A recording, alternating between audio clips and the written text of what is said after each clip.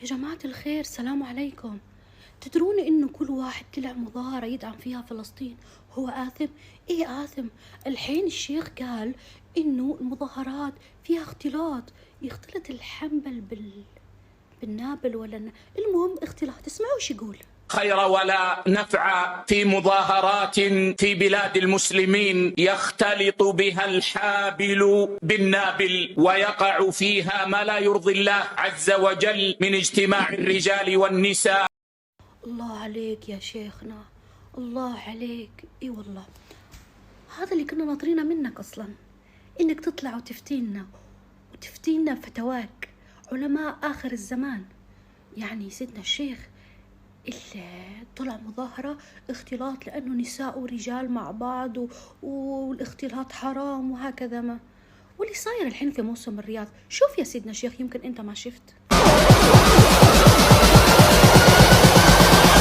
Sorry.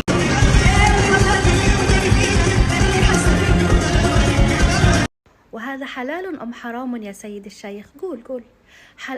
يجوز في مذهب العجوز، يجوز في مذهب العجوز إنك تحضر حفلات وتختلط الحنبل بالنابل. مثل ما أنا أصلا حنبل بالنابل ما حفظتها، لكن أقول لك بالتونسي حمص وزبيب.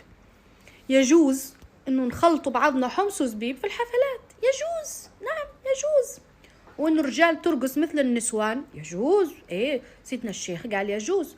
هو ساكت عن الحق، والساكت عن الحق شيطان أخرس. لكن سبحان الله تكلم في الاختلاط اللي في المظاهرات، قال لا يجوز، في اختلاط يا جماعة. يعني الناس سبحان الله طالعة تصرخ وطالعة تطلع الحرقة اللي فيها، والثاني قال لك اختلاط. ايه، وقتها راح يعاكسوا الشباب البنات، صح وقته. يعني الناس قاعدة تبكي وتصرخ فلسطين، والثاني قاعد يعاكس بنت، والله البنت حلوة وقاعد يحتك فيها، صح. هذا هو الاختلاط اللي تحكي عليه. والله إني فلسطين طلعت المنافقين اللي فيكم، والله إن اللي صار في فلسطين طلع المنافقين اللي فيكم. يعني حرام المظاهرات لأنه فيها اختلاط، ومو حرام سفك الدماء، ومو حرام اللي صاير جرائم الحرب اللي قاعدين نشوفها، هذا كله مو حرام. مو حرام عليك شيخ حافظ كتاب الله وتصلي 5 صلوات في اليوم وتقابل رب العالمين كل يوم؟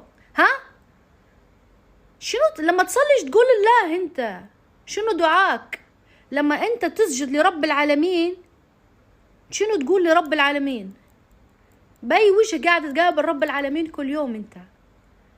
شنو هالفتاوي؟ علماء آخر الزمان، منافقين آخر الزمان. العلماء في السجون ومخلينا هالطبالين يرقصون. حسبي الله ونعم الوكيل. صح والله، فلسطين طلعت لنا كل المنافقين.